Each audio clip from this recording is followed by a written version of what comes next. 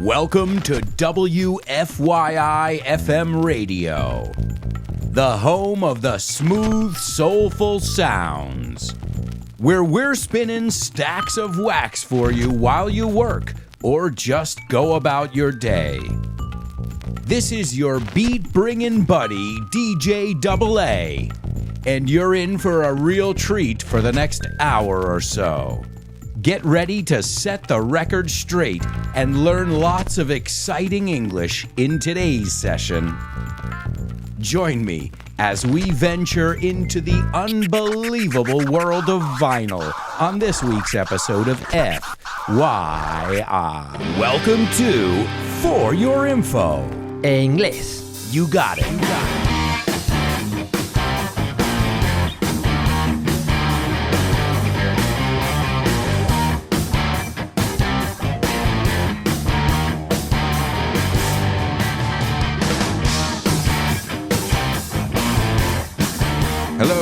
Hello, and welcome to another exciting edition of FYI, your topic-based show where you learn about everything and anything under the sun. And today we're going to learn about one of my favorite topics ever. You guessed it, we're going to take a look at records, LPs, vinyls, call them whatever you will, but they're back and they're bigger than ever, as we'll see later on in today's show. Also, a quick reminder, guys, if you haven't rated the show, go on over to Apple Podcasts or wherever you listen to the show and give it a 5-star rating and leave a comment. Every little bit helps, and as you guys know, this show is self-produced. I don't have a big production team or a marketing team. It is yours truly at the helm. Also, if you have ideas for upcoming episodes, drop me a line. I'd love to hear your ideas for future episodes. And I can't believe it, folks. We are nearing the end of the 5th season. And this was a show that started in my daughter's bedroom during a very difficult time in everybody's life. And the good thing is, I think the show and you, the FYIers, we have continued to grow and evolve together. And that is magic. That is absolutely beautiful. So thank you for learning, laughing, and growing with me year after year, season after season, episode after episode. Thank you, FYIers. And if you guys want to get more content every week, and I know many of you have told me, I'm hungry for more. I get it. Once you're into something, you really get into it. I'm exactly the same. Well, you can get bonus content every single week, including an extra episode. Like in today's extra episode, we're going to look at all the idiomatic expressions related to records and the like. We'll also take a look at a lot of fun facts as well. Plus, you can also have PDF documents where you can follow along with all the vocabulary. And if you're in my super duper level, well, you get a weekly class with me where we go over the key elements of each episode. Plus, we have a blast. I really look forward to our weekly classes. And if you're an interstellar student, well, then you get all of that stuff plus a private class with me every month where we can gauge your progress. So I'd like to send a shout out to all my patrons. You guys are awesome. Keep up the great work. A shout out to my super duper students, Lina, Javier, Paco, Roberto, Jose Maria, and Mila.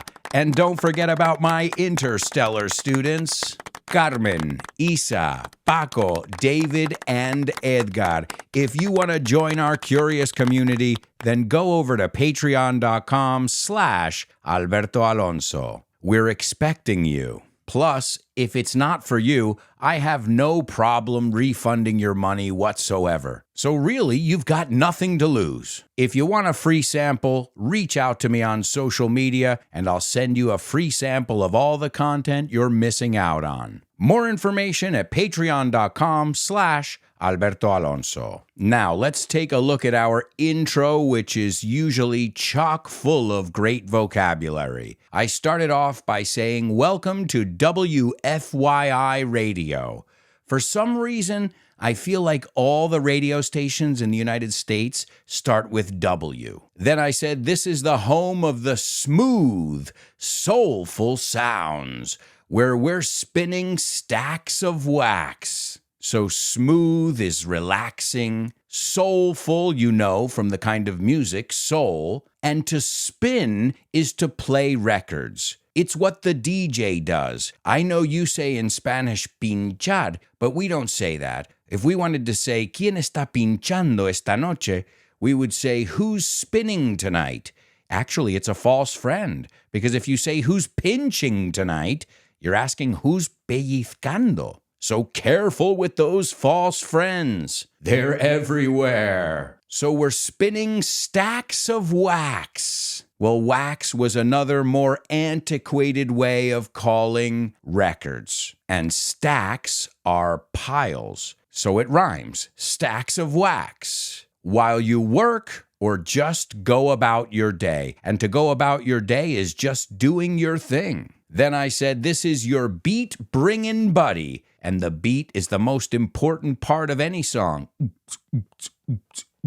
It reminds me of the idiomatic expression, you never miss a beat. No te pierdes ni un compás. It means no te pierdes ni una. Estás a todo. See, we're already looking at some juicy idiomatic expressions. Then I said, you're in for a real treat. A real treat means a real surprise. Get ready to set the record straight. And yet another idiomatic expression. And to set the record straight is to correct a false account. So somebody says, Alberto, you threw a rock at that window.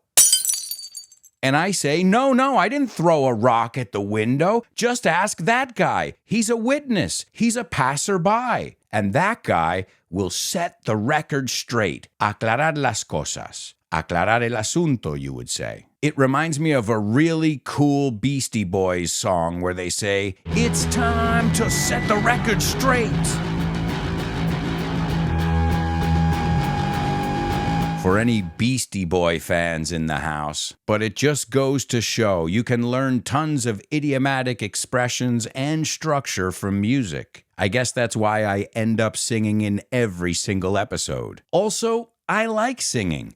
I'm not the greatest singer in the world, nowhere near it, but that doesn't mean I don't enjoy it. And I guess you can apply that to your English. You don't have to be the best English speaker in the world. I don't even think that exists. So our goal is not perfection.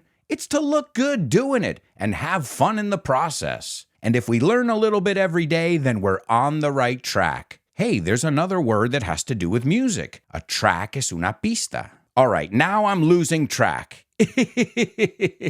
All right, I'll stop. I'll stop with the corny jokes. Let's take a look at the etymology of the word vinyl. The real name of vinyl is polyvinyl chloride, or PVC. It's very common to see pipes made out of this. And the name has something to do with wine. What? Wine? Well, think about it. Vinyl, vinilo. So let's see. You guys are smart. Why did they name it after wine? The reason is because it belongs to the vinyl or ethanol chemical group. And that chemical formula is very close to that of ethylene, which, when mixed with water, gives you ethanol or drinking alcohol. So yes, vinyl got its name from wine. And wine is where it all started. That was the first episode of FYI. I'll never forget it. And now we're going into the 6th season. Again, thank you guys. I am blown away. And the guy who gave this substance its name, vinyl, was a German chemist named Hermann Kolbe, and this was in 1851. But initially, records were not made of vinyl, as we'll see. Many predecessors had to come before, as with everything we look at. But why did we end up with vinyl? Why do they still use vinyl to this day? Well, first, it's easily obtained and it's relatively cheap. It's also strong and resistant to moisture and liquids. Now, of course, if you put it in battery acid, it's going to corrode. But it's relatively easy to decompose, too, which is another plus. And another thing, which is more of an aesthetic thing, it's easy to produce transparent and different colors of vinyl, although black is usually the preferred color. All right, here's another question for you. Why are most records black? There are a couple reasons. Firstly, colored ones or transparent ones are more sensitive than ordinary black ones because they have to use these special manufacturing techniques, and then it causes it to wear out faster. And to wear out is desgastarse. So if you're looking for the creme de la creme, you gotta go with black. Plus, something I hadn't thought of before, what is a record's biggest enemy? Dust. And it's a lot easier to see dust on a black record than on a colorful or transparent record. Believe me, I know. And I'll tell you all about my record collection, which is extremely special because it was handed down, legado. But I'll tell you all about that in the bonus episode. And as we know, on a record, you'll also find grooves. And grooves are the holes where they punch in those little dents, those peaks and valleys, if you will, that ultimately tell the needle what music to make. And as we know, it's a very sensitive process. If the record player isn't on a flat surface, it's not going to sound good. If there's a little bit of dust on the record, it could skip. So they're very sensitive. But where did it all start? As I said before, they didn't even start as vinyl. The early records were made of shellac. But for many reasons, and many that I said before, they decided to go with vinyl in the end. But the origins of vinyl records can be traced back to the late 1800s. And that's when the idea of playing a flat disc was first introduced. And of course, that flat disc was playing recorded sound. And who invented that contraption? Did you say Thomas Alva Edison? Because a lot of times people say the phonograph, the predecessor to the record player. Yes, but there was a guy who beat him to the punch, que llegó antes. And this was a guy, a Frenchman named Edouard Léon Scott de Martinville. He invented something called the phonautograph. And this was on March 25th, 1857, around 20 years before Edison's phonograph. So the idea of recording sound has been in the minds of man since the beginning, or at least the late 1800s. The first vinyl record was introduced in 1948, and that was thanks to the invention by Emil Berliner, a German-born American inventor. And in the late 19th century, his invention revolutionized the way we listen to music. And as I said earlier, those discs were made of shellac. Shellac in Spanish is goma laca. It's like a kind of varnish. And initially, they spun at 78 RPMs, revolutions per minute.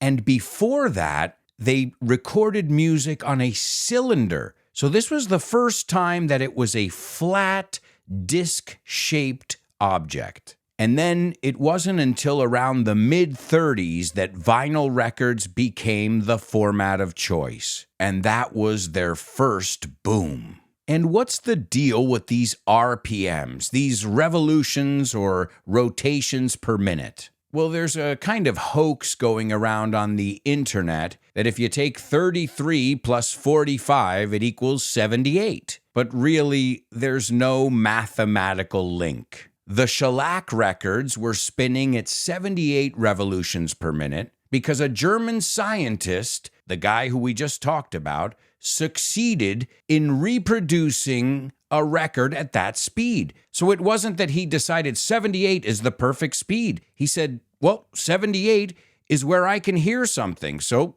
78 it is. It's not like he had a preference for that number. And then you got your 33 1/3 revolutions per minute, and that was in the 1930s. And then you got your 45 RPMs. And back then, that speed was more favorable for singles. They weren't into full albums yet. However, classical music lovers, they preferred the 33 1/3 RPMs because they could listen to entire symphonies without having to constantly get up and change the records or flip them. So, what does all this mean? What's better, 45 or 33 1/3, or 33 as they just call it? Well, 45 obviously travels faster, and that means that more waveform definitions can exist on the record surface. In other words, there are more bumps and grooves created, which translates into better audio quality. So if you're looking for better audio quality, you want 45 RPMs. I'm sure I don't have to tell most of you that after this popularity of records, dark days were ahead for vinyl, for records. In 1982, the CD was introduced. And before that, the cassette. But the cassette and the record were working hand in hand. It wasn't until digital music came along that it really dethroned records. And I'll never forget that, the CDs. Oh man, my first CD was Nirvana, Nevermind. And in the bonus part, I'm going to tell you what my first record was as well. But just to give you an idea, the first CD was introduced in 1982.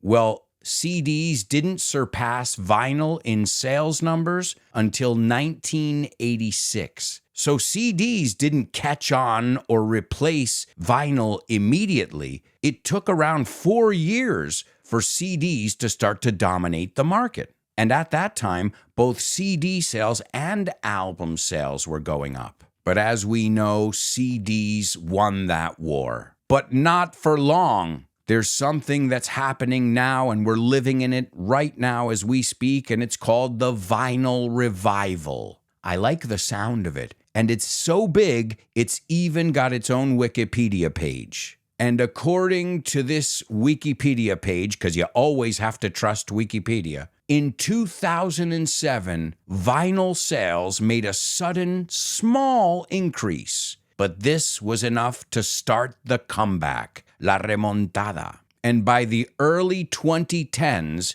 it was growing at a very quick rate. The crazy thing is that a lot of vinyl factories were out of business, or they fired or laid off a lot of their staff because there was no demand. And now a lot of companies are having to reopen, to make bigger factories, to hire more people because there's a non-stop demand for vinyl now, and it's growing every day. The other day I bought a record. It was one I really wanted, and it cost me 40 euros. Okay, I normally don't spend money on records, but it was one I really wanted. And I'll tell you what listening to records is like if you don't listen to them. Listening to records is about choosing your mood. Because when you listen to a playlist or a song, you're always skipping around. In fact, a lot of times you don't even finish the song. Pon esta, no, put this one on next.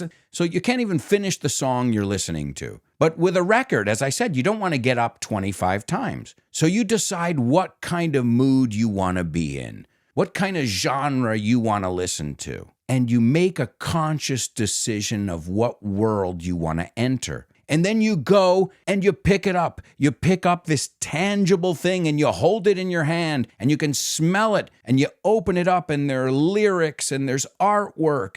And now you're interacting with something and not a digital thing, not a bunch of ones and zeros. It's a very visceral experience. And it's very on purpose. You choose what you want to listen to. It's not random. And also the way you treat the albums. I handle them with care. I dust them off when I take them out. I have them in these protective cases. So I get why there's a comeback. It's because people want to go back to the whole experience of listening to music, but really listening to music, not just skipping around or doing other things, but really letting the music consume you. I remember when I was a kid, what are your hobbies? Listening to music with my friends. And that's a hobby that seems like it's gone away, but I believe records could bring that back. And all you have to do is just look at the numbers. In many, many places now, vinyl is outselling any other kind of music. Obviously, cassettes,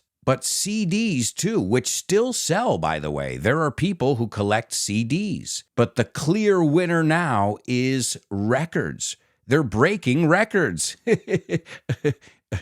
Okay, I said I was going to stop with the corny jokes, but I can't help it. So as I said, they're back and bigger than ever. They call it the vinyl revival. And in the year 2020, that was the year where vinyl outsold CDs. In the year 2022, Taylor Swift's album Midnights became the first major album release to have its vinyl sales outsell CD sales since 1987. And that's for one individual artist. By January 2023, it had moved over 1 million vinyl LPs in the US alone. The only 21st century album to do so. And if you look at the charts, the numbers are just going up year after year. I'm not telling you to jump on the bandwagon, but if you're a real music lover, then you will love the experience of listening to records. And now you're seeing more and more record shops popping up all over the place. Big box stores are selling records as well. I like to get them at the little mom and pop shops, but sometimes when I want a specific one, I go to a place like Corte Inglés and I can get many records. So they are alive and kicking. There's even an annual worldwide record store day where you can stop by your local record shop. And there's no denying the nostalgic element as well. So let's end this debate once and for all. What's better then, vinyl or digital? Well, they say that records have a warm sound, and it's true. They have a very warm sound. Also, the sound of that needle, too, that really gives it a certain mystique. And I know what you're thinking. You're thinking, yeah, vinyl's better. The audio quality is better. Not necessarily. Everything in context, guys. If you're playing vinyl on some really crappy speakers with a bad amplifier, it's not going to sound good. The same way if you play a song on your MP3 player from your phone speaker, I don't care what quality that song is, it's not going to sound the same. So really, it's about the individual. If you listen to CDs on an amazing sound system with crystal clear speakers, sure, the CD's going to catch some of those tones that those records can't catch. But how many people listen to their digital music the way it should be listened to? So I guess that's another thing. It forces you to really get into the hobby, the love of listening to music. And I'm going to tell you more about my collection. We're going to look at fun facts. We'll look at the most expensive record ever sold, and so much more. So I sure hope you'll join us in the bonus episode of this week's FYI.